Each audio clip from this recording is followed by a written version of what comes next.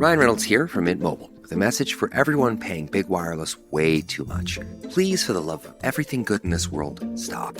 With Mint, you can get premium wireless for just $15 a month. Of course, if you enjoy overpaying, no judgments, but that's weird. Okay, one judgment. Anyway, give it a try at mintmobile.com/switch. Upfront payment of $45 for 3-month plan, equivalent to $15 per month required. Intro rate first 3 months only, then full price plan options available. Taxes and fees extra. See full terms at mintmobile.com. Hey, if you like sci-fi horror movies like Aliens and Event Horizon, or video games like Dead Space, then you may want to check out an RPG from today's sponsors, Tab Creations, called Shadows Over Soul. Now, Shadows Over Soul is a hard science fiction role-playing game that uses Tab Creations' Saga Machine system. Now, this has been out there for over 10 years, Marty. And this Saga Machine system sounds really cool because you can either play with dice, you can play with cards, it has streamlined character creation, and this universe is totally fleshed out. With social dynamics, there's maps of the solar system and a lot of different expansions that you could play through. And GMs are not hampered or required to be on rails with this. Tab's Creations system allows them to have, freedom to be able to keep players on their toes. This system is all about personal combat, engineering, and hacking for all playstyles. It's not just about cutting off the monsters of some zombies somewhere. You've got multiple challenges in this system. That's right. In fact, there are some modules that aren't just action, but they also introduce survival and investigation. So you can create a game based on the type of genre that you want to play. And Tony, the really cool thing is right now, tabcreations.com is running a promo code POD20, POD20, where you can get 20% off your entire purchase. That's POD20 for 20% off your entire purchase at tabcreations.com.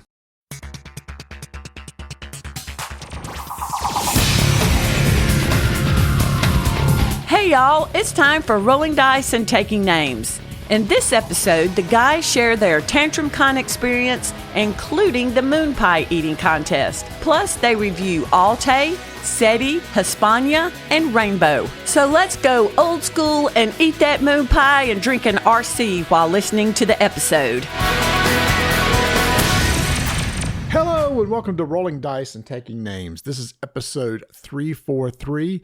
Tears of a Clown. My name's Marty. I'm Tony, the official clown. Who sings that? Smokey Robinson. That's one of those songs that used to end up on a lot of K-Tel albums. Yes, absolutely.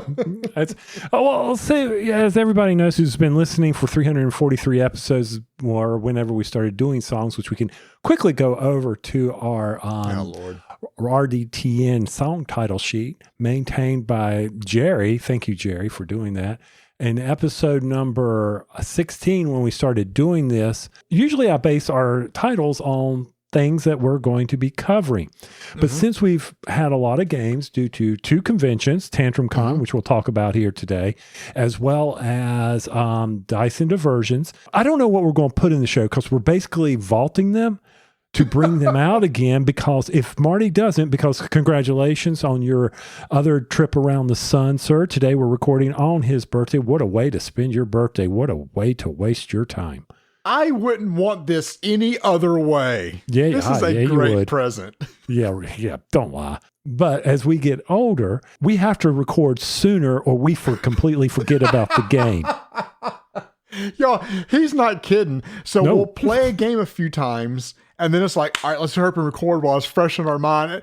Used to, in our younger days, we go, all right, we played a game in 2 weeks, we'll talk about it. And if we kept doing that, we go, what was that game we played? How does it work?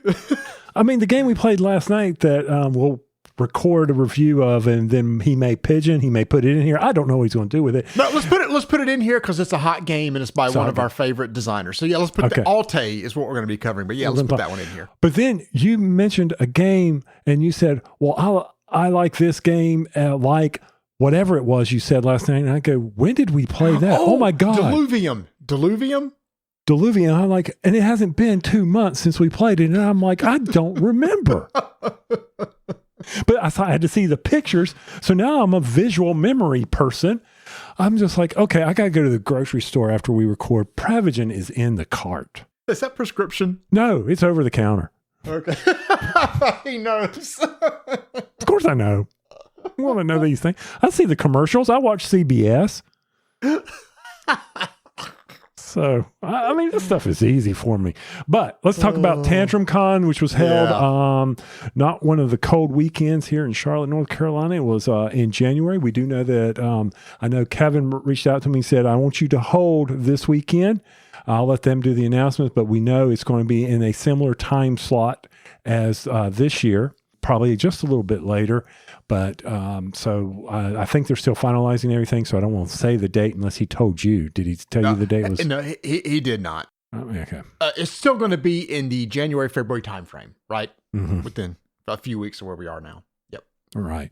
And so that was, Dyson Diversion, incredible. Tantrum Con, incredible facility, incredible organization, logistics that group does. I mean, I remember when they were just a small little YouTube channel. Would you call this a mid-sized con? I mean, I know it's kind of weird. Gen Con is like 70,000, and then you're going down to a con with 1,000. That's not mid. You know, you would think 25,000 is mid, but there are so many cons that are in that lower 100s. Mm-hmm. That hitting that 1,000 spot, to me, that's a really sweet spot. You've got a lot going on. If it's ran well, like Dyson Diversions and Tantrum Con, there's a lot of events. There's a lot of tables. You have some big time vendors in there. I mean, All Play came in with their really nice booth and everything of all their games. It gives you the feeling of a little bit larger con without the craziness of it. Right. I mean, to your point, vendors, publishers there as well. We had, they also had a huge Croaking Hole tournament, which I want to hear about during this session. I hear you had a great Croaking Hole event that you didn't win it, but you came close. I don't know who told you that. So in our first game of Berkey won, so he was gloating.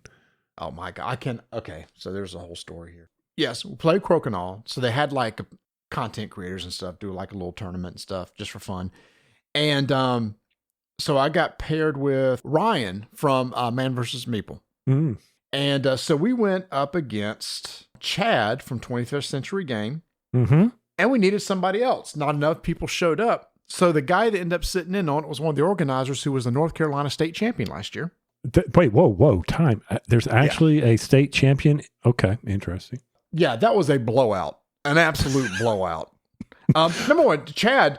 it's not a bad player by any means, but the other guy was just like, it's like billiards, right? You know exactly where to hit it. You know the angles. You know where to place it.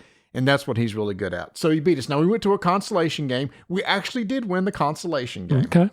But I can understand Berkey being pretty excited because he ended up going against the same team that I just talked about with the champion and ended up beating them. Oh, man. Which was crazy. Well, good for them. He didn't go into a lot of detail. He was just very excited that he was the champion. And as I'm walking by the boards, I'm like, what in the world is that? And it's like the sand they put down on the board. I'm like, what is this? Not on the board. You put it in the grooves. The boards are waxed, so no sand on the board. Okay. But if you put just a little bit of grit on there, it kind of just cleans off any film.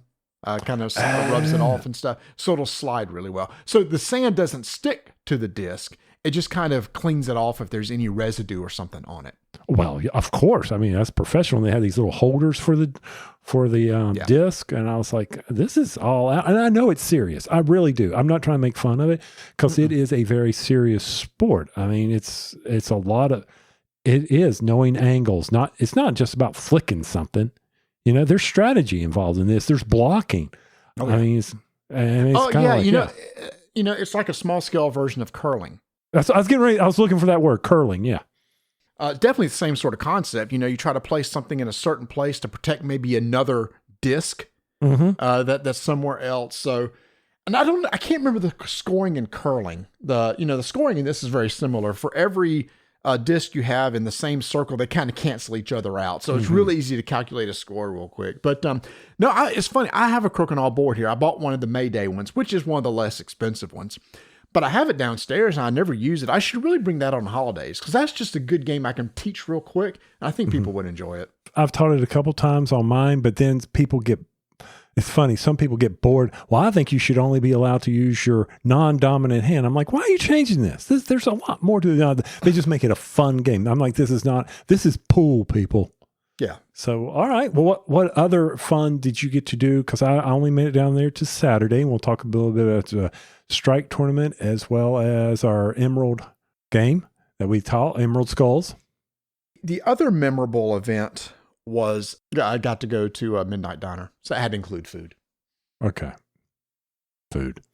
Yeah. Midnight Diner is a soul food place in downtown Charlotte. It's actual diner, one of those like aluminum, looks like buses or trains, and it's right across from where the Charlotte Hornets play. Mm-hmm. And we went, and it's the least crowded I've ever seen it. They said we got there just in time after a rush and right before the game, because there was a game that night. So that's why I wanted to go early. And my gosh, it's so good. So stinking good. I got chicken and waffles and grits. Okay. Amazing. Anyway, so really that's about it. Then we played a few games. We got to play Rainbow. We'll be talking about that in a review, and played a lot of that night. But Lulu is I didn't play anything big, just a lot of casual stuff. A lot of casual stuff. Okay.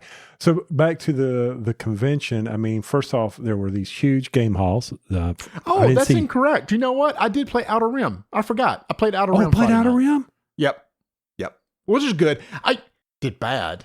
Well, you haven't played it in forever. No, I haven't played it in forever, but no, it was good. That's always a good experience, and it's with the expansion, which we've talked about before. But yeah, anyway. All right, so you're there on Saturday. So we're there, but let's talk about the facility for a little bit. First off, it's in a very nice hotel in just inside the belt of Charlotte, North Carolina. So we have this really small, tiny belt around Center City, and the hotel just sits right up there. Easy, you can easily walk to Target if you need something, you forgot something. But as far as restaurants, you're going to have to call it in. You're going to have to Uber. Actually, we've got this trolley that runs through town. So it's a pretty nice location where they're at. But 2 huge gaming halls where I did not ever, when I was there on Saturday, there were always available tables. You know, how you get to some and there's like, oh, there's no place to sit. You know, I just brought it in, or you stepped out for lunch and you come back and always has some available tables. Constantly doing the teaching sessions. You could sign up for a lot of games being taught. Matter of fact, I wish I had more time. I would have signed up for a few of those. But this thing ran from Thursday to Sunday. Yeah. So it's one of those that, for the price they were charging, that's nothing. No, it's not. It's not.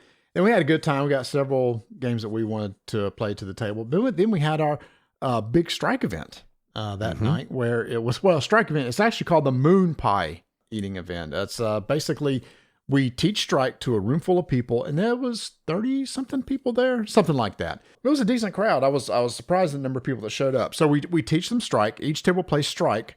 The winner has the option, if they want to come up on stage for a moon pie eating contest. It was who can eat 4 moon pies the quickest. It was fun watching people who have never played strike before really enjoy that game. They were having a blast with it, playing it multiple times. We had one table that their strike game went on and on. It kept about, matter of fact, I don't know how this gentleman did it, but he was losing badly, and suddenly tides shifted, where all of a sudden now he started getting more and more dice, and the other person, I guess, was making bad decisions on when to commit the dice to the bowl so that they, and they kept pushing their luck, and they kept rolling those small straights or getting those, or dying. Their dice would turn over and die on them, and they'd have to pull it out and not have a match. So very good entertainment for those at the table, for them to be able to see a strike battle going on. But the moon pie eating contest, we definitely made them sign the waivers. So if there was any choking, we wouldn't have to deal with it. I wasn't going to deal with it, but we did have to clean up afterwards. Yeah. So the person who won, this young lady, and if you want to go to and look on our X account or Instagram, I actually posted a video because the whole contest only took a minute and 30 seconds because she wolfed down 4 moon pie. I could not believe how fast she ate these things. Mm-hmm. She said I could do it. Yeah. And it was for a $50 gift certificate to Miniature Market. Yeah, so great prize. And then, of course, Tantrum Con had a huge selection of games that had been donated to them, a lot from 25th Century. People were able, we did a lottery. If you were in the moon pie eating contest, you were able to go pick out a game. The winner, of course, got to choose whatever they want. And then plus the $50 miniature mark. Then we had a big raffle. Everybody went away happy. We had a full house there, which surprised me. And the best part was the moon pies were out in Marty's car and they were cold. So it was like eating a regular hockey puck. I like them that way, actually. I do too. I like them when they're a little bit firm like that. I almost prefer like a chilled and firm, or in the microwave and nice and mushy and not the room temperature. I like them chilled too. I don't want them all hot. So that was Tantrum Con, and we had a great time. Glad to see everybody, the Pegs and Berkey and everybody. Glad they made it all down nice and safe. With that, we're going to turn it over to a few reviews that we have in the vault. I don't know which one's coming up, but I'm sure the games were great. Let's pull the curtain back just a tad, okay? Mm-hmm. You are getting ready to go out of the country for a few weeks for vacation. So It's like we have to have stuff pre-recorded so that I can kind of basically Frankenstein episodes together, which is why I'm looking at it right now. We have 7 reviews that we've completed that we've not released yet. And we're getting ready to record our 8th that's going to go potentially in the vault. So what we do is like, what should we put in this episode? We try to put things together that kind of makes sense or everything like that. We'll eventually get to all of them. What exactly is coming up next? I don't know, but I guess you're going to find out. While we were at Tantrum Con, Berkey was there. And he had a lot of his game toppers that are being used all over the convention floor. People just absolutely love those things. But Tony, you and I got to see something we've been excited about. The Galactic map. That's a map built to play games like Star Wars Unlimited or Star Realms. It's a large double-stitched mat that's going to make sure the ends don't fray. It's heavy, so it won't automatically start rolling up on you. And I love the print on this, Tony. There's a zone in the middle, whether it be like Star Wars deck building game or Star Realms to place your market. There are zones on either side of the board that could be used for Star Wars Unlimited, and it looks great. You actually got a version of the map that you brought home with you that we can now use for Star Wars Unlimited in the future. Definitely one of the most popular things that he has are his masks. And if y'all don't have one, you ought to go look and see what sizes and what styles they have. They're out there now. I have several of these mats in different sizes, and we use a mat every week. To find out more, head over to GameToppersLLC.com. As we were walking around the halls of Gen Con last year, we stopped by Aries Game, where they were showing off a new game that was going to be coming out from Paolo Mori, who is becoming, Tony, one of our modern favorite designers. It seems like we've been playing a lot of his stuff and really enjoy it. He's the one that did Athenos and some other games we've talked about. And the other designer is Ole Steinis, and the game is called Altay, Dawn of Civilization. That title has a little bit of hint what it is. It's a Civ-style game, but it's a Civ-style game driven by deck-building mechanisms. Now, you and I love deck-building games, but they kind of got cliche over the years. There wasn't really a lot new with them. And we found that there are some games that when you mix deck-building with something else, we really got into it and enjoyed it. Like, for example, it's been years ago, but Tyrants of the Underdark, I think it was one of the first games I remember playing that had a deck builder merged with area control that I think worked really well. So the pitch of this game is, in deck building fashion, everybody starts with 10 cards, and then over the course of the game, you can buy additional cards to add to your deck. You can go out and get some technologies that you're going to research, which will alter your gameplay. It'll maybe give you some bonuses on your turn, some extra actions. Basically, you can just decide what kind of tech tree you want to build up. And you have a nice map in front of you that you're building settlements, exploring, and actually doing a little bit of combat between other players for the whole goal of getting victory points. But again, it's all driven through the classic draw 5 cards, play 5 cards, next person's turn. That's it. As far as the teach goes, if anybody's played a deck builder, this one is going to be an easy teach. Now, yeah, there's going to be some keywords that you're going to have to go through. What deck builder doesn't have new keywords? And one of the ones for us was a store and collect.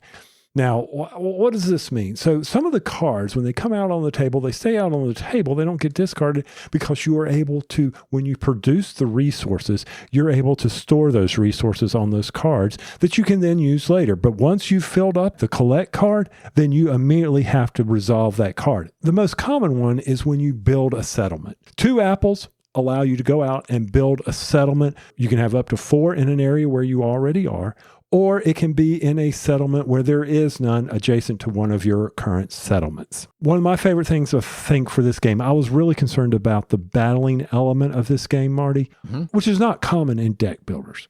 So if someone is adjacent to you, you can battle them. You can take them on, you can play battle cards.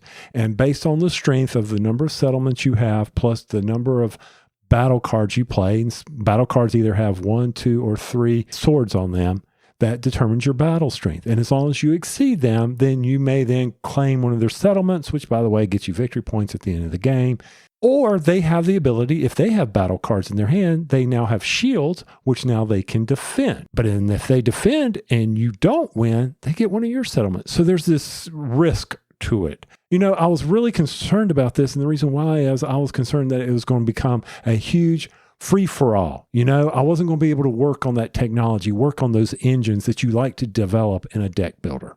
That really wasn't the case. It was almost like, it was interesting because each of the starting decks had a little something that was different. There were 1 or 2 cards that were different between players. I think Mark had a couple extra battle cards, which led to him to do more attacking.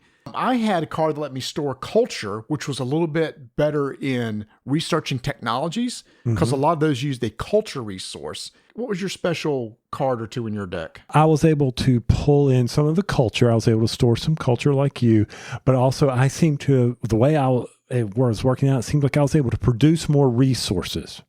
Okay. It just seemed like I was able to generate a lot more resources than y'all. I don't know how that was. To be honest with you, I wasn't paying attention to your cards you were playing, which is what I love about the deck builders. But that's what I felt like mine was giving me the capability to do. Because I had no idea what Bert's was. Bert was over there by himself. So talking about being there by yourself, when you start the game out, you're kind of going to start almost to like 4 corners of the map. The map is split up into different regions, hills, forest, woods, etc. And when you build a settlement in those areas, it might give you a benefit later when you produce. So a lot of the cards that you just start out with will produce some sort of resource. I'm going to play a card that produces an apple or produces a wood. You can go to the market and buy cards from the market to make your deck better. One of those may be, oh, by the way, if you happen to have a settlement in a forest, when you produce 2 wood instead of 1. So that's the way to be able to generate a bunch of resources with these new cards that are being put into your deck. So we're all starting in the I can't remember the name of it, but it's where they produce the apples, which allow you to build more settlements. And the board is seeded with these shield tokens around the board. You must first conquer, basically they're like NPCs, conquer an area to clear that shield. And then you can build a settlement into it, or somebody else does if they get to it quick enough. So it is one of those, it's like you start out with one spot and then you just kind of grow over time, and eventually you're going to bump into somebody. So the combat, eventually you're just going to draw the cards that have the combat in your hand. You're going to use them. You're just not going to discard them. So you might as well try it. But you're right. You are at a risk. If I'm only holding 1 attack card in my hand and I'm sitting there looking at Mark and I know that his deck is kind of loaded with them, maybe I choose not to fight because I don't want to lose one of my settlements. But the resolution of the combat was so fast that none of us were like, oh no, the combat phase. It really resolved in like 10 seconds. Oh, yeah. Now, when you talked about conquest, going out there, some of those tokens give you the ability to collect additional resources, which is randomly placed on the board. Those conquest tokens also give you the ability to possibly turn them in for stuff. I know Mark had a card that allowed him to discard 1. They also come in as every 3 give you victory points. So like with a great deck builder, things are going to be generating victory points as you collect them, so you just need to keep track of them. One of the things about another deck builder that Marty and I always comment, there should always be an ability to cull a card from your deck if needed, and you need to have a way to do that.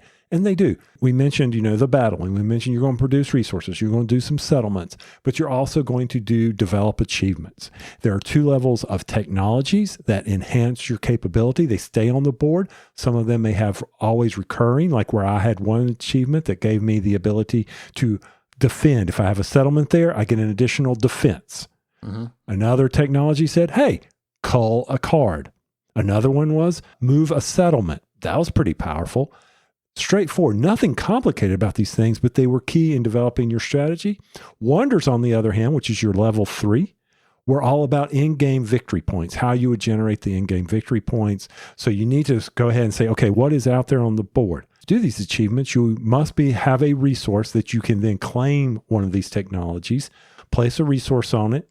If you have a settlement, you place that on there. So as soon as you develop that technology, the settlement goes out on the board. You may only have one of each type of technology, and you also have to ladder it up, meaning you can have no more level 2 technologies than level 1s, vice versa, no more level 3s than level 2s. So you have to pyramid it up.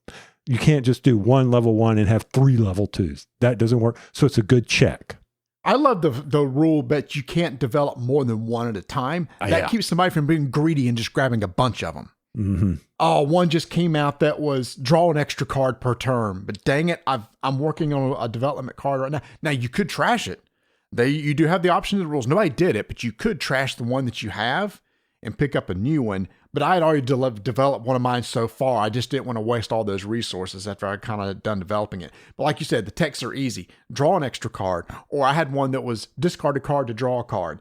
And so you can see how over time it makes your gameplay better. Well, one was, I think a couple of us had this, turn in one resource for any other resource. I didn't. Oh, you didn't? Y'all did. No, yeah. But once again, how do you want to develop your deck?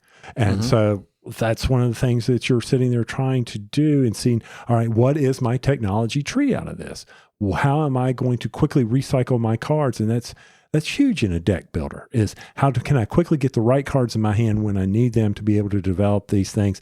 And the other thing I liked, I didn't have a whole lot of the original not my starter deck cards, but the ones that have come out of the market. I didn't have a lot of those, but yet I felt like it was I had the rhythm going with my cards. And I like the fact that I could store on those technologies, that I never felt like I was just wasting, resources when they came into my hand. We did play with the trading option, which said at the end of your turn, if you have extra resources, you can turn them in for a coin. And at some time during your turn, you can turn in 5 coins for a resource of your choice. We chose to play that way to kind of speed it up just a tad in case somebody was just generating a bunch of resources and hate to waste them all. At least you got something in return. And the ratio was bad, right? It's literally 5 resources for another. So the ratio wasn't good, but if you were in a pinch and I had 5 coins sitting there and I wanted to finish off a technology, I could spend those 5 coins to get what I needed to top off that thing. Yeah, so it wasn't like a game breaker or something like it. No, I think it's a valuable one. I don't think it should be an option if we play this again. It's something that I always like the ability to know that I hate to have, my card draw wasn't great. I got 5 apples. What am I going to do with 5 apples? Let's get some coins for that stuff. Yeah, exactly. Now, there is an expansion or promos called the Seafarers expansion. There's like a lake in the middle of the board with a island in it, which is out of play unless you use the Seafarers expansion that gives you a new keyword called sailing. And that's 2 territories can be considered adjacent as long as those territories are next to a sea zone. From what I've heard, Tony, is that all the copies of the game coming out had this promo with it, but we didn't get it. No. This kind of disappoints me because in the rule book, you mentioned this expansion and the map is kind of put there to be played like that, but we didn't end up with the promo. So now am I stuck? I can't ever take advantage of that island that's in the middle of the table, and having that island accessible and the sailing option accessible, which would mean I can get to somebody else quicker. For example, I never ran into Bert because we were on opposite corners of the board. So I would have to go around through Mark or around through you to get to even get to him. Well, if I could jump across that water area in the middle, I could have gone to him that way. So I do like the idea of maybe I'm just to find it, see if I can find the promo for this, because I think I would play it that way from now on and include that expansion. Sailing, you don't add the settlements to the attack. Also, you don't lose one of your settlements. So then it's just straight up war, Card war play. combat, card play. Yeah. As you're doing it. Now, another interesting factor about this deck builder is, usually you play so many rounds in deck builders. At the end of those deck builders, or you meet a certain goal, hey, game ends. This one has 2. After someone places all their settlements, game completes with an equal number of turns, or something that almost happened to us, but somebody was kind to somebody else. If a player remains without any settlements on the board, the game immediately. So you've basically eliminated them. That is pretty vicious, and that is something you have to take into account as you're playing the game.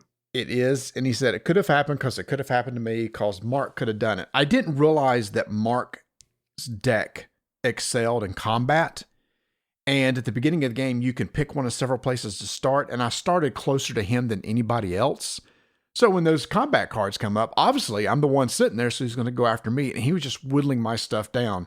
And I was like down to like one settlement, 1 or 2, and it's like, he can take me out. He chose not to, because otherwise we would have restarted the game. But now that I know that in my mind, and now that I know which faction does that, I would make sure to avoid them and not like build so close to them, knowing that they start out with an advantage in combat. Right. So if you do, then okay, he's got that faction. One of my first buys is going to be the cavalry card. That gives me additional defense, or I may be heavy into the battling. So if they start, just like anybody, you're going to start bullying me, or I'm going to bully right back to you. Right. All right. Or you fortify that spot that you're in and build 3 or 4 settlements in there to make it harder to beat. Yeah. So all in all, Altay, enjoyed it. Great. It was a very fun deck builder, fast play, quick turns, everything that I want in a deck builder. Especially when it comes, easy resource accounting, not manipulation, but being able to account for the resources. I didn't have 400 resources I was dealing with. I love the bits in the game. I thought the factions were somewhat balanced. I do. I think Mark's with the military was a little bit heavy. All right. So, but it does add to be able to have different factions instead of everybody starts out with the same starter deck. Oh, look, we're all buying the same cards. Whoever can get the right hand draw at the right time is going to come out and eke out the win. I thought that was refreshing not to have that. I also appreciate the production. Like you said, the bits are super nice. It has a really nice insert that works very well. It's an insert plastic tray with a cover on it that holds all your resources. So you just pull that tray out, put it on the table, and it's good to go. And then when you're done, just put the top back on it, right back in the box. So production-wise, it's top-notch. We mentioned all the different resources. Each of the areas on the board generate different resources from steel to ore, food, wood, or culture, etc. Somebody asked, is it kind of like a deck builder plus Small World? And I said, I only in the sense that in Small Worlds are very much combat takes somebody else over. That's kind of there, but I felt it was more of a Civ style game, a tech tree style game with a little bit of combat in there. To me, the combat was good. It was fluid, but it wasn't overused. It was there. It was used appropriately, but that wasn't the focus of the game. Because yes, you did get points if you beat somebody and grabbed their settlement, but you also got points for every technology that you researched. And the market starts out with a certain set of cards, and some of those cards have victory points on them. So if you're quick to the market, it can buy those cards and give you in-game victory points. There are other ways to do it besides combat. So for me, if you're looking for another deck builder, I highly recommend Altay. Yeah, I totally agree. I love deck building games mixed with something else, and this is up there for me. I will keep this on my shelf because you're talking about a 4-player game that plays at an hour 15 to 90 minutes. Super fast game. And if anybody's ever played deck builders, it's really easy to learn. That is Altay from Aries Games. 5-minute initiative begins in 3, 2, 1. Hispania from designer Miguel Marquez from Draco Ideas is a cooperative game. Plays 1 to 3. You're Romans and you're trying to settle the land. You're in Spain. You're trying to banish the tribes. You are trying to bring law and order. What did the Romans bring us? Let's go Monty Python here. The aqueducts. Roads. The roads. Yeah, that's a good Which one. actually roads are in this game. That's one of the Roads. things you can do is at the beginning of this game is you can set up roads to help you in travel. Now, this game, if you were to see it, looks like his previous game, Tetrarchia, which was a co-op game that we played a couple years ago. So I was very interested in this. It's not the same game with the new map. He's added some elements. For example, yes, there's actions points to spend on your turn. So each of you are going to play as a general. It's a 3-player game. If there's 3 players, each of you control a general. And you can spend an action point to move. You can spend an action point to fight. Your goal is to try to get garrisons into the capital cities of each of the region. You do that, and there's no revolts on the board. That's how you win the game. Mm-hmm. So there's still the action point thing, but he added in coins. With the idea is like, okay, now you can spend coins to track your action points, but also coins can be used to spend to give you better odds when you battle, because there is battling in this game that's resolved by dice. And so you can add to the dice the amount of coins that you spend. And it's very important with these garrisons. They also help add to your battling as you try to squash the revolts of these people and show them a better way. But you also have to really think through these garrisons, because you're going to have to recall them so you can get to other lands. And also in this game, when they talk about the battling, when you're in a certain area, there's a number. And number is 1 through 6 in each of the provinces. A shield. The shield. Thank you, the shield. I could see it, but the word wasn't coming to me. The shield was there, and you have to get above that number. So that's very important that you're sitting there, hey, the 1 I'm not going to have any problem with, but the 6, man, I need to really figure out and strategize on how I'm going to defeat this 6. Now, there are other generals on the board, the other side, and they can really help the revolts get going. So you've got to battle them as well. It was a really fast playing cooperative game for us. I liked the strategy. I liked how we helped one another. And I found it really interesting that it only played up to 3. And yeah, the coins, they're not gimmicky. I enjoyed doing those coins. I don't know why, even though I say it wasn't gimmicky. It is gimmicky, but it felt good. I'm having to pay to do these things. It just felt good to me. It was kind of wild. And they're really nice metal coins, so they're fun to hold and play with and everything like that. So this game obviously kind of maybe feels like Pandemic, because these revolts at the end of each round, you're going to roll a couple die, and they tell you what region and what city a revolt's going to pop up in. If there's already some revolts there, then you can bring another one of the armies on the board that's battling against you. These armies are going to move around, and so they're going to continue dropping revolts as they go. So the Pandemic, you feel, is you got to get rid of all the revolts, and you got to make sure your garrison discs are in the correct city. And like you said, the combat could be very strategic in that, hey, if one of my allied generals is beside my target, that's going to double the value of the dice that I roll. But if I'm going up against a garrison that has one of their armies up beside of it, it's going to double the value of the shield that's there.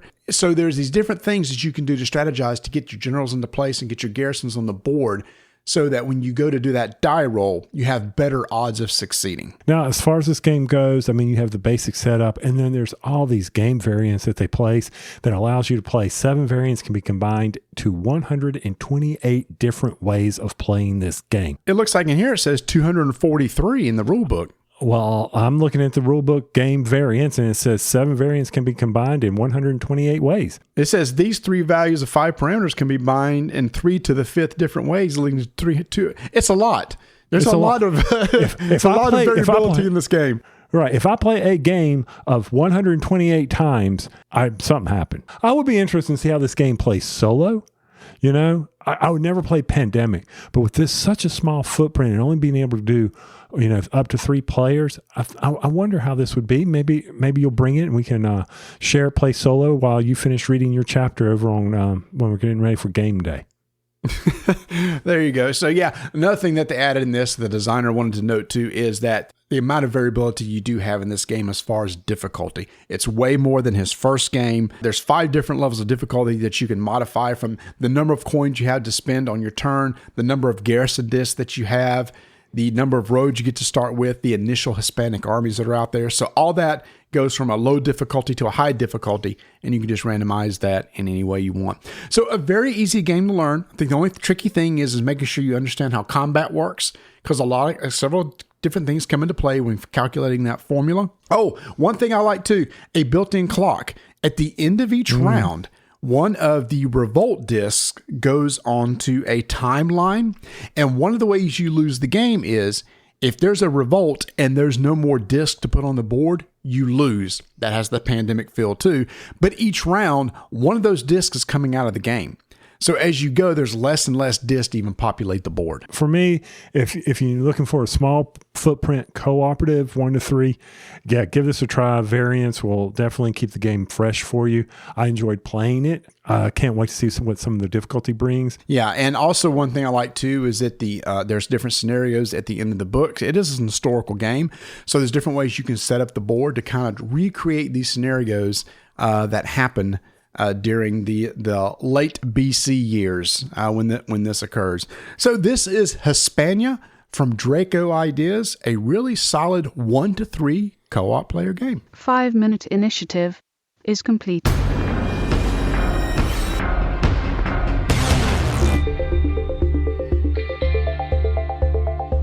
Oh my gosh, y'all. Miniature Market has just announced brand new shipping rates. Now, they had these, Tony, over December, but now these are permanent. All orders of $75 or more are free. That's down from $100. And all orders that are under $75 only cost $5.99 to ship. That's crazy. So I can order this big, heavy game for $72 and then have it only shipped for $5.99. Now, of course, if I would throw another $5 game to get the free shipping. But still, I'm just saying, weight doesn't matter. $5.99. That's a great deal. Yeah, it is. You cannot beat that for the shipping. Matter of fact, while we were doing the recordings, I'm over there going quickly over to Miniature Market thinking, man, I really need to add this game to my collection so that I can play it at any time. Hey, get on there. If it hasn't come out already, be sure to get on that pre-order. Click that button for pre-order. Click that button for restock alerts. Just start clicking some buttons. Before long, you'll have your cart full of great games with free shipping or $5.99 shipping. That's right. And as we mentioned earlier, we're recording on my birthday. I got a $10 coupon off my next order. So I need to go and look and see what's out there and order myself something from miniaturemarket.com. At Gen Con 2024, when we sat down with Czech Games, they showed us a game that was going to be coming out at Essen of 2024, and that was Seti, S-E-T-I. We're out there looking for extraterrestrial beings as we send out probes to different planets, and we're scanning the universe, and we're looking for alien life forms, Tony. This game is designed by Thomas Holick. This game is listed at 40 minutes per player, which is spot on. But what type of game is it? It is very much, again, a resource management game and trying to collect the most victory points. I know that sounds cliche. When you look at it, Tony, it is very impressive on the table. You've got these rotating discs in the middle of the table, which represents basically our solar system. Basically, there's no basic to it. It is our solar system. It's not figuratively, it's literally our solar system with the sun in the middle and planets rotating around it. So yeah, it looks really nice on the table. The production is super top notch. You've got these little cute little plastic probes that you're going to launch from Earth and send out to space and do some scanning. So it just looks really cool on the table. One of my favorite things, it's a gentleman who was at Gen Con with CGE who's helping him teach SETI. He comes walking up to me and says, if you've got any questions, just ask me. Let me know what do you think of this? And he goes, by the way, I know this goes without saying, but you don't know how many times I got asked this. You always launch the probes from Earth. Why? Because that's where we live. I guess he ran in situations where people weren't doing that. To me, maybe because he said that, but it was just extremely obvious to us. Yeah, so you're launching those probes out into space to hopefully discover another life form, which for me, that was the big part of the game. Discovering those new life forms, which allow for the additional victory points to be scored. Other than that, it was merely going to be launch a probe, collect various resources that allow you to then gather different resources that will then let you go to planets, that will let you tuck cards, which on the next round will allow you to generate more resources that will allow you to do more of the same actions over and over and over, rinse and repeat. There's 5 aliens out there, and 2 are selected randomly. You don't know who they are, and they all have various powers that come into play when you discover them. Now, to discover these aliens, you've got to explore planets, which gives you, the yellow discovery. When you scan the solar system, the galaxy, you may get a radio signal back that's going to give you the ability to put out the pink signal. And then if you're smart enough and able to collect enough data from your scans, you can then later run your computer to analyze these scans, which are really cool discs that got little 1s and 0s on them, clear discs, very, very clever. And you run that gives you the blue. So when people go up there and they'll place these various tokens on the board, if you get a yellow, a pink, a blue, you've discovered an alien. But getting there drug on, and you can't do it all. It's one of these games where you just cannot do all 3 of them and expect to do well, in my opinion. I agree. So you're really relying on the other players. Let's say you're spending a lot of time launching probes, going into orbit on planets, and landing them. And when you do, like you said, that indicates, hey, I've done a landing on our moon or planet. I can indicate that by putting a marker in one of the yellow spots on the board, one of those being unlock aliens. Well, while I'm busy doing that, Tony, maybe you're out there scanning to fill up your computer with little discs so that you can run to do the blue.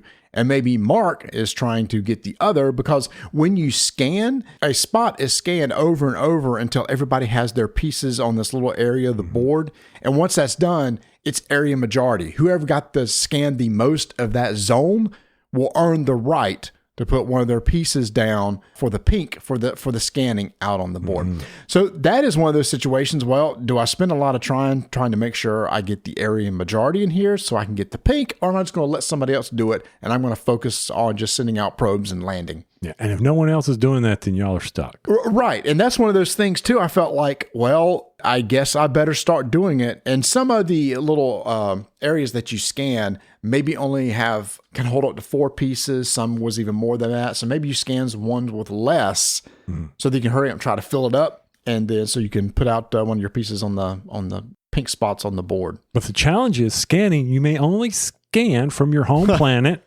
Earth. Imagine that. Right. Your telescopes are pointed in one sector. And as the Earth spins, you are moving from sector to sector. And then, so how do the sectors move? Let's just real quick. I hate going into in-depth rules, but I think it is important that you can advance your technology.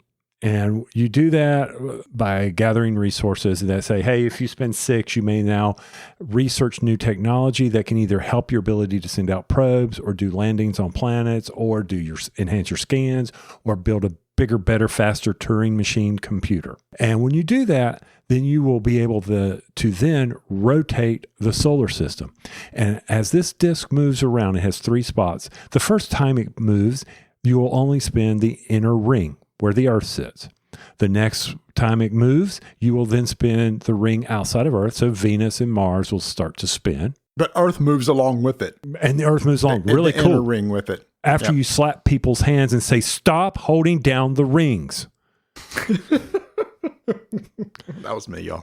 Sorry. No, was it? I thought it was Mark. Leave it alone. I don't know. Anyway. I didn't know either. So, and then the third time, then the whole, everything moved. The inner, the middle, and then the outer ring. Now, there is a stationary ring where Uranus and Neptune sit. Did you know there was no Pluto? I don't think there was a Pluto. It's not a planet anymore. I still disagree. Oh, by the way, if you're a flat earther, then you would completely disagree with this game. Yeah, you wouldn't even play it at all.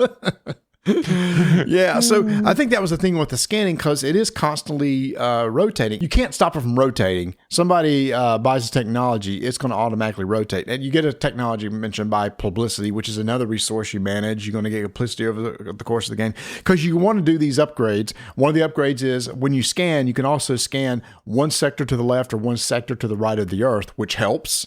In that situation too. So yeah, there's just a lot of little things going on. We didn't even mention, Tony, the card play. The card play is really the main way that you want to play. You're going to have these hand of cards, and the cards are basically better versions of the basic actions. Yes. You want to use the cards. The cards do cost resources. So you got to make sure that you have a way to generate resources through income at the beginning of the round. And one of the resources you also get is drawing additional cards. So you always want to, if you can, take advantage of your cards in your hand because they're just better overall than the basic action.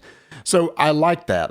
It's like, well, I don't have a really good card for doing scanning, so I know I can always take that basic action. Or, oh, holy crap, I've got this card right here that gives me some bonuses. Maybe I get to do, I don't know, the card at the end of the game that Mark drew that let him put 3 of his pieces out for a scan, which ultimately let him win the game. The one literal type of card that he needed out of hundreds of cards that would actually do something for him that helped him win the game. Well, it didn't help him when he was winning the game without that card. That's true. He just won, instead of winning by 25, he won by like 40 or 50. I was thinking it was close to 100. It may have been. It was sad. But yes, so those cards, though, cost you the credits. And you've got to be able to generate the credits. If you're going to go towards card play, then you need to figure out how to tuck the cards so that at the end of the round, which after everybody has passed, ends, you reset everything as needed. You need to make sure those cards are tucked, and the way you tuck the cards are either through card play or going out and landing on planets, which are required for you to launch an orbiter and move that orbiter, which, by the way, the cards also have another purpose. Is there's an icon on the card that you can then discard the card in your hand that you may have wanted to play, but it gives you the ability to move or scan an area, or there's just a lot of stuff that will help you accomplish your goals. This is the final thing I'm going to say from this standpoint. It was too much for me. It was just way too much to try to accomplish a few set things, keeping track of everything. And maybe that's where I got a little AP in me, where I'm like, okay, I really want to do this, but then if I do this, I can't then move this. I really need to orbit, but then I need to upgrade. But how can I upgrade if I'm not that constant rabbit hole of how do I get to that final part? And I thought I was doing pretty well until I got lapped, but that's beside the point. That is the point, actually. I honestly have no issues with the gameplay of the game. I think it's very clever. I think all the actions are very easy to understand. I like the clever use of card play. I think the aliens being revealed are really cool. You don't know what they're going to be. Each of them are a little bit different. They bring in new decks of cards that you now have access to. They bring in new ways of scoring. So all that is a really cool facet of the game as you play. But that's not probably going to happen till 60 to 70% into the game is when those, new aliens pop up. So I like you, I enjoyed the stuff that was going on, but it was just a tad too much for me also. I would have preferred this game to be 20 minutes per player with maybe less available actions. Keep the clever multi-use cards and stuff like that and go from there. So we need almost like Seti Light, I think, for us. And y'all remember, this was 2.5 hours for just 3 players. You throw in the 4th player, you're pushing 3 hours easily. Yeah, and there was no downtime. I don't think there was any downtime. And the teach wasn't bad, and it wasn't too long. But I mean, because the book is well written. I mean, it's huge print. Thank you very much. And so I was like, okay, I should be able to get through this teach fairly quickly. Someone came, he gave us the elevator pitch, which kind of set the stage for us. Yeah, if I'm going to sit down and play a 3.5 hour game, is this the game for me? No, because of just all the mechanics that are going on. I'm going to look towards something else. And it may just be how we have progressed over the years here at RDTN. You want to put me in a 3.5 hour game? Stick me with a coin game. Or put me down for Prime Minister. Heck, give me another hour and a half, and I'll place Hegemony. Yeah, Hegemony on the table. That's where I am with the games now. I feel the same way. And y'all, again, please don't take it wrong. A lot of people love Seti. It's a lot of people considered the best game of the year, and I totally see that. But not every game was for everybody, and was just I think I too, Tony, I'm just at the point. I used to love Stefan Feld games. Loved them. I honestly think now if I went and played some of those Stefan Feld games, I may feel differently about them because there's just literally too much now. And I may swing back. Maybe the pendulum swings back in a few years and I'm heavily in love with it again. And if so, then maybe that'll be the time I bring Seti back out on the table and try it again. Right. If I'm going to do resource manipulation, I'd put one we just talked about, Black Forest, on the table. I also look towards, and everybody who listens to the podcast know, I always say, would I put this on the table for Donna? No. Not a chance. No. So great presence, great components, ingenious method of, doing the aliens and discovery and the balancing of the interaction with the players. There is some interaction, but not head-to-head interaction. But, is he going to go do that? Am I going to be able to beat him to that planet? What about that moon? You got all that going on. But, yeah, for me, there's a lot of games out there I would play. Would I, if everybody knew how to play it, would I put it back on the table? Not at 4. Not at 4. It'd be 3 max. Yeah, we'd play 3 again, 3 people who know it pretty straightforward. But I agree with you. So that is Seti from CGE Games. ShopPortalGames.com. When you go to there, very first splash page you're going to see is Robinson Crusoe Collector's Edition. It's mocking you. It's saying, look at these really cool miniatures. Come on, buy this game just so it can crush your soul. The bleak winter is here. What will add to your happiness more than Robinson Crusoe Collector's Edition, as it tells you, hey, you think you're going to win and it will beat you down. Thorgal. Order now. It's out there for you. Make Ignacy happy. He's even got play mats for him. That's one of the things, Marty, I like about Ignacy. He's always got those vinyl play mats ready to go to help enhance your gaming needs. AI Space Puzzle. Big hit at Gen Con. Head over to Shop Portal Games. $23 right now. Save 20% on this game. Good, great co-oping game. And don't forget, he's got all these board game apps as well for your Android, iOS. I mean, you've got Imperial Miners, which just came out actually on Steam. Be sure to be able to download that, or Nirishima Hex, where you can play that online. And of course, he announced everything over at PortalCon. Go check out his vlog so you can get all the information about what's coming out from Portal Games later this year.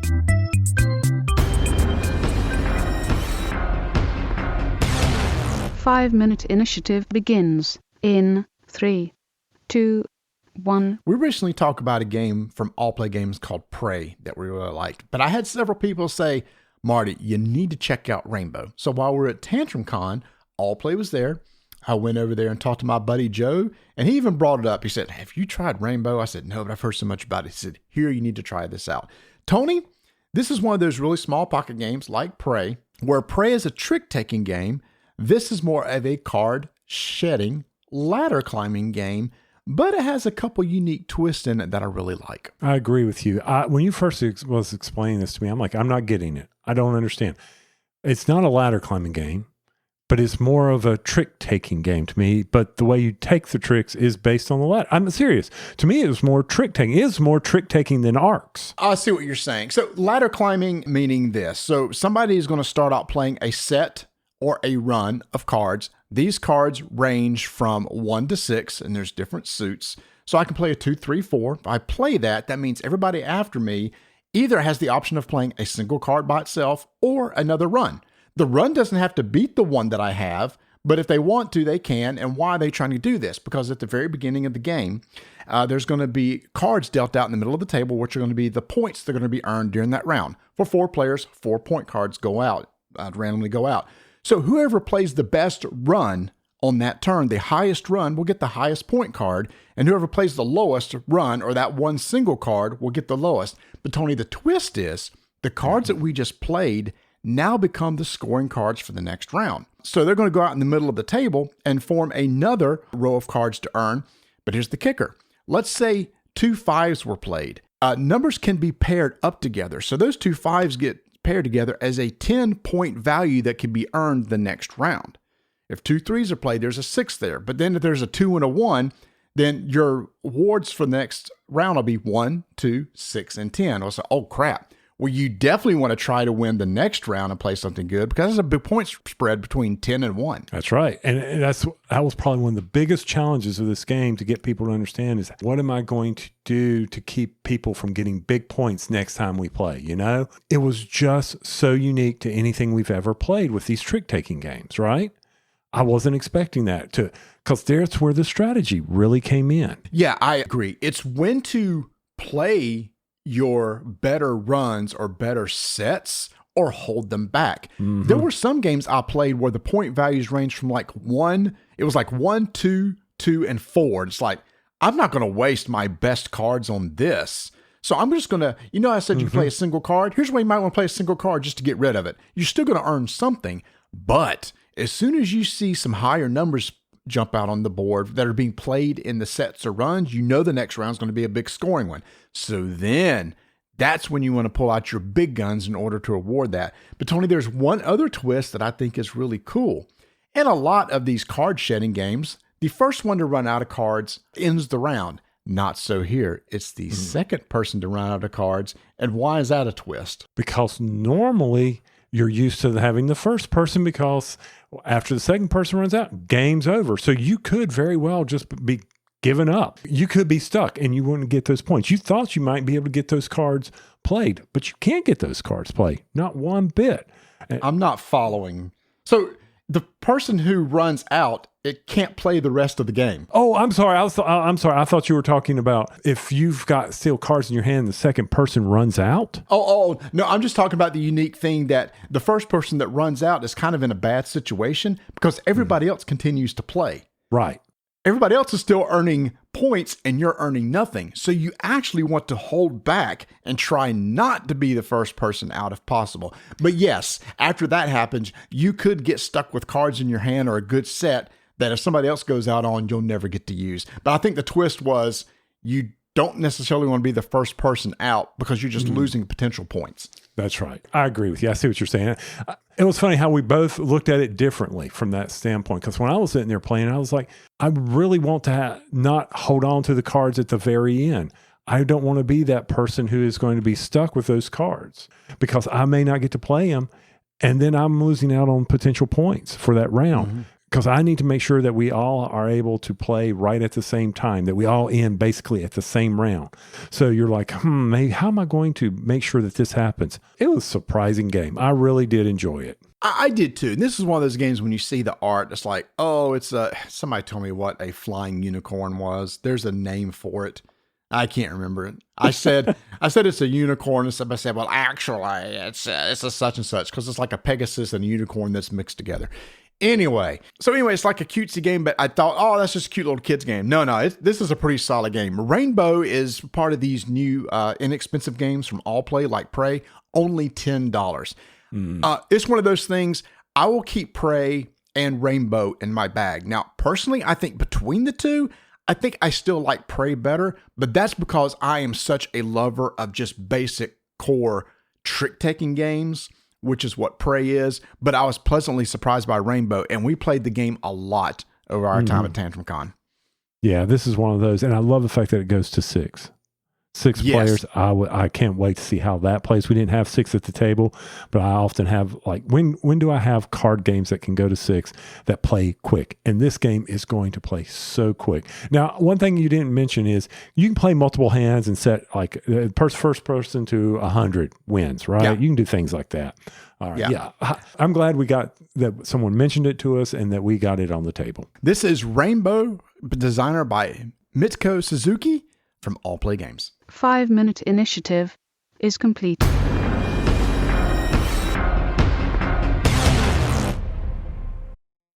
This episode is brought to you by Nerds Gummy Clusters, the sweet treat that always elevates the vibe. With a sweet gummy surrounded with tangy, crunchy nerds, every bite of Nerds Gummy Clusters brings you a whole new world of flavor. Whether it's game night, on the way to a concert, or kicking back with your crew, unleash your senses with Nerds Gummy Clusters. All right, y'all, I hope you enjoyed all the reviews you got to hear, and I get to listen to them again during the QA session to see which ones we covered. So it'll be like hearing it new for the first time for me as well. Oh my Maybe goodness. we should be more planned out, knowing exactly which one will be in the show. We just fly by the seat of our pants, whatever. Why would we even start now? I don't even know. This game is coasting down. We are on the landing path here. So I do want to bring it to the attention of Marty that I am enjoying my new Ewin chair that was delivered. Now, I got a little story about this. Wait a minute. Chairs, You're enjoying it? I see a box that doesn't look like it's been opened yet. That is a deception because maybe it is opened. Maybe okay. Is. Okay. Now, these chairs, let me tell you, their logo, and the reason why the box is sitting out is so that I can read this. It's the America's #1 heavy-duty gaming chair brand. Mm-hmm. These Ewin chairs. And they are heavy-duty. And my favorite thing is always little pictures that are on the box, such as, don't open it with a knife. Makes sense because you'll cut the fabric. But just cut the tape. How are you supposed to open it? Cut the tape. Don't try to cut the box. Is the point. Okay, gotcha. Okay, fair. Because you'll cut into the fabric and you'll be like, oh, the chair was ripped. Well, don't do that. Be smart. Look at the little sign on the box. Has no words, but you can understand what it means. My other thing is team lift. These are heavy duty chairs. That is a heavy box. Is it like 40, 50 pounds? Something like that. I can't find the weight on it. There's a shipping label over here. But anyway, so I'm sitting there and we have the cameras like everybody else on their front doors and things like that. And then I hear this, I'm like, what the heck was that? And the light goes off. And then I see a truck pull away. And so I go to the door and there is my Ewin chair box. This guy, as I go back and review the tape, let's go to instant replay here. Let's go to the tape. He is slowly, no team lift because he's the only guy in the truck. So I have no idea how he got it up to my porch, but that's beside the point. He is doing the rotation of each step. Oh, but he's rolling the box? Rolling the box up. Donna's watching it. She wasn't home and she's watching it and dying laughing of this poor guy trying to lift the box up to my front porch. And there's about 10 steps he's got to get up. They're not, big ones, but he's lift. And the thump is when he got to the top. And I think he just basically let it go, So why don't these drivers, in case they need it, have a hand truck in the back? I'm sure they do, but it is just a time thing. Maybe I don't know. But so you're telling me the time to take out a hand truck and pull it up to the door is more than him rolling it up your yard or driveway and then up those steps? To be honest with you, however they want to do it, I appreciate that he didn't pull into the driveway, drop it off at the garage door where I've got no notifications and drove away. And then tomorrow morning I get out, open my garage door, and then slam with my car. That's what backup cameras are for. All right, so you got it into the house. Did you team lift it into the house, though? It just rolled up the stairs. I know it's good, so I'm rolling it into the room. The point of all this is these are heavy-duty, well-built chairs. Yeah. They can sustain a lot of abuse, which this thing did, very well packaged when they come to you. I mean, works great, came together very easily, nothing broken in the box. So I'm real happy with that. Very excited to be sitting in my new Ewin chair, nice and comfy.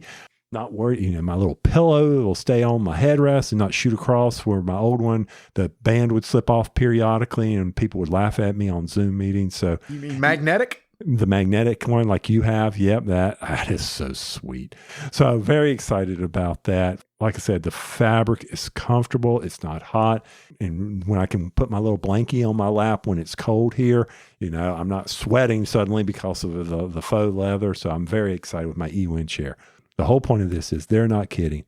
These are America's #1 heavy-duty gaming chair brand. That is Ewin Racing Chairs. And you can get 30% off using code RDTN. We'll just put a link right in the show notes where you can do the affiliate link, use code RDTN, and get 30% off your Ewin chair. So that was my story about my chair, man. I am counting down to vacation, but we got a few more games. Got another week to play some games, get those in. So more learning going on. Also, I want to commend you. You are setting up, if it hasn't already hit when this comes out, it should have. You've got some Star Wars Unlimited videos coming out about some cards that are going to be released. Yes, it will be released close to around the release of this episode. We're going to do some previews of some upcoming cards. Yep. All right. And we got our Squirrely Awards coming up. Yep. Which will be a little bit different this year. So we hope everybody enjoys that, enjoys listening to us. So with that, keep rolling dice and taking names.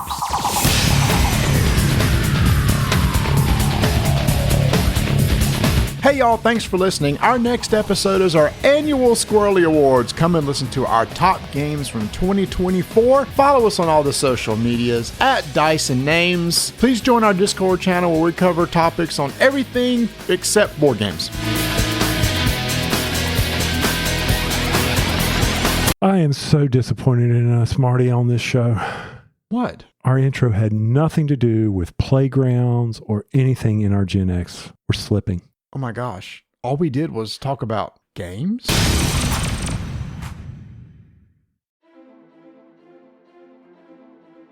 Every hero strikes out on their adventure for a different reason. To prove myself worthy of my mother's praise. To write my own story and discover who I really am. To prove to my family that I am more than they believe me to be. To revive the god that has chosen me. But when the fragile balance of the world is in jeopardy, and sinister forces move in the darkness, heroes will be tested, pushed to their limits and beyond. And it will be left to them to determine if they are up to the task. There is a darkness rising. Will they be able to overcome the challenges and meet this evil head-on? For my god. For my story. For my freedom. For the world. To restore the balance. Modified Role Season 2, The Chronicles of Erin. A D&D 5e actual play podcast. New season, new characters, new story. Find us on all the usual podcasting apps or at modifiedrole.com.